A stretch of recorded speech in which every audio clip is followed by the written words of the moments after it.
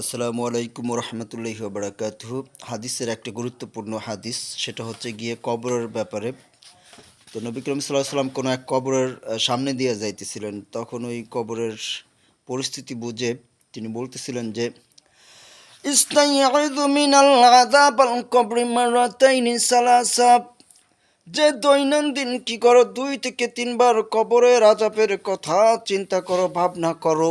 যদি কোনো ব্যক্তি কবরের আযাবের কথা চিন্তা করে, ভাবনা করে, তার অন্তরটা নরম হয়ে যায়, তার দিলের ভিতরে আখিরাতের চিন্তা ঢুকে যায়, তার হৃদয়টা শীতল হয়ে যায়, দুনিয়ার আযাব থেকে, দুনিয়ার নানান ধরনের পেশানি থেকে বাঁচা যায়। এই জন্য বেশি বেশি কবরের জিন্দিগির কথা স্মরণ করতে হবে। যাদের কলেমা নসিব হয় তারা বেশি বেশি করে কবরের কথা চিন্তা করে। কবরের কথা বেশি বেশি করে চিন্তা করলে আপনার আমলনামা পরিপোক্ত হয়ে যাবে, দুনিয়ার মহাব্বত কমে যাবে, আখিরাতের মহাব্বত তৈরি হবে। আবু যার গিফারি রাদিয়াল্লাহু তাআলা আনহু উচ্চ মাপের একজন সাহাবী হবার পরেও দৈনন্দিন দোজখের কথা চিন্তা করে কান্নাকাটি করতেন। তিনি বলতেন, আমি আবু যার গিফারি ওই জাহান্নামের আগুন সইতে পারবো না, ওই জাহান্নামের আগুন আমার দেহ সইতে পারবে না। আবু যার গিফারি জাহান্নামের কথা চিন্তা করে কাঁদতেন আর পাগল হয়ে যাইতেন আর বলতেন, আমি আবু যার গিফারি যদি জাহান্নামী হয়ে যাই, ওই জাহান্নামের আগুন আমি সইতে পারবো না। এত বড় নবীর সাহাবী হওয়ার পরও দোজখের কথা ভাবতেন, জাহান্নামের কথা ভাবতেন। অথচ আমরা দুনিয়ার প্রেমে মহাব্বতে মশগুল হয়ে আখিরাতের চিন্তা সাইরা দিছি। আর দুনিয়াউল মাজরাতুল আখিরাহ, এই দুনিয়াটা হচ্ছে গিয়ে পরপরের কৃষিক্ষেত।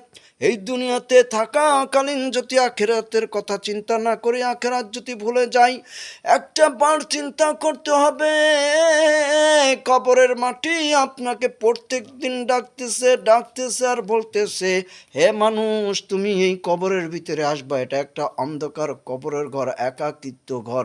আমল ছাড়া এখানে কি হবে না, তোমার কোনো ফয়সালা হবে না। ইমাম আবু যার গিফারি, নবীর সাহাবী আবু যার গিফারি যখন ফাতেমা রাদিয়াল্লাহু তাআলা আনহার কবর হবে, ওই কবরের মাটিকে বলতেছিল, হে কবর, তোমার বুকে আজকে আসতেছেন নবীর দুলালি, নবীর কলিজার টুকরা ফাতেমা। কবরের মাটি উত্তর দিতেছে, হে আবু যার গিফারি, আমি নবীর কন্যাকে চিনি না, আমি অমুক তমুক কাউকে চিনি না।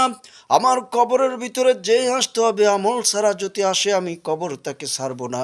সুতরাং ফাতেমার বেলায় এত বড় একটা কথা বলা হয়েছে, আর আমি তো একজন সাধারণ পাবলিক, সাধারণ গুনাহগার ব্যক্তি।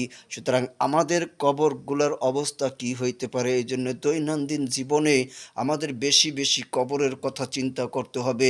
মানুষ যখন কবরের কাছে হেঁটে যায় আর যদি ভাবে এই কবরবাসীর অবস্থা কি, এই চিন্তা চেতনা যদি তার ভিতরে চলে আসে, তার মন নরম হয়ে যাবে, আখিরাতের কথা চিন্তা স্মরণ হয়ে যাবে।